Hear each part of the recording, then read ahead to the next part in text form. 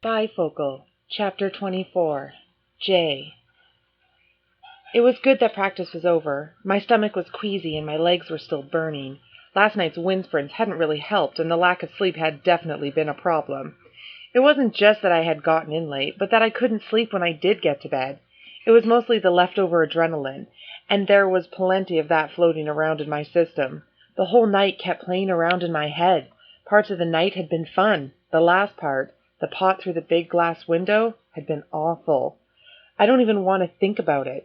When I finally did wake up, the whole thing seemed like some sort of bizarre dream. All around me, scattered on the benches in the dressing room, were guys who had been with me last night. Nobody talked about it. We kept our word. But nobody seemed able to make eye contact with the other members of the team. It wasn't that we were trying to avoid giving anything away. It was different. I got the feeling that nobody felt particularly proud of what had happened. The person who showed it the most was Steve. He hadn't been himself all morning. He wouldn't joke around as usual. He wouldn't smile.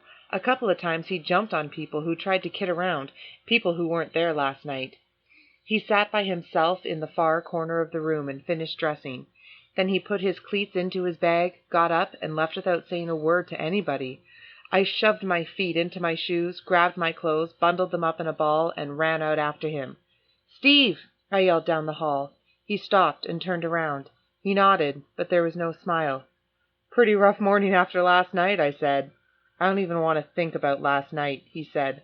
"Not our finest moment." "I was sort of wanting to talk to you about what happened."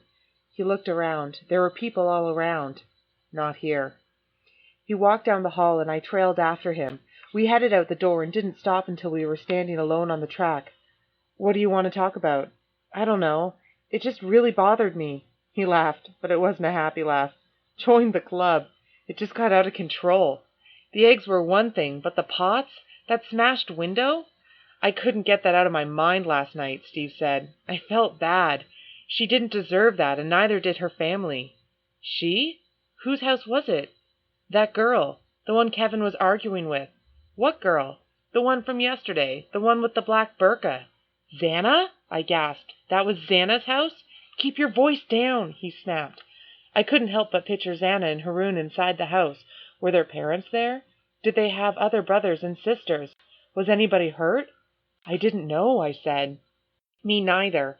After he dropped you and Junior off, it was just him and me. He started to go on about her being a stinky sand monkey and teaching her a lesson." Steve shook his head slowly. "Do you realize that 50 years ago there would have been a mob outside my grandfather's house throwing bricks through his window? Actually, my Swedish grandfather would have been tossing bricks at my father. Forget tossing rice at the bride and groom. It would have been rocks at the groom." Steve shook his head slowly. And there I was, doing the same thing to somebody else. Steve looked even more miserable than I felt. He looked like he was going to cry. I put my hand on his shoulder. "You didn't know. We didn't know. Nothing we can do to make it right. I just wish I could forget the whole thing ever happened." "So do I," Steve said. "At least it's over." "Maybe it is, maybe it isn't." "What do you mean?" "They would have called the police," Steve said. "Police will investigate. Someone at school will figure it out. Doesn't take many brains to put two and two together." "I don't understand." "The attacks were on the football coach of another school, a teacher who gave football players a hard time, a former principal of this school, and I'm sure Xana hasn't forgotten what happened between her and Kevin." "I haven't thought of any of that. Maybe I didn't have enough brains to put it all together." "If we get questioned, we all have to stick to the story. As awful as that is, we have to stick together," Steve said. "Nobody can prove anything if we don't admit to it." I hadn't thought that much about the alibi. I just thought that it was Kevin being careful, being a quarterback and looking for a secondary receiver. I never dreamed that we might actually have to lie to somebody. But to whom? Our parents? The principal? The police?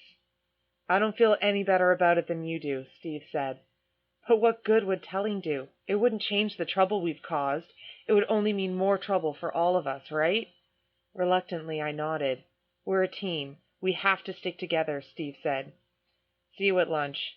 He took a few steps, stopped, and turned to face me. "I'm glad it isn't just me feeling this way." Then he walked away.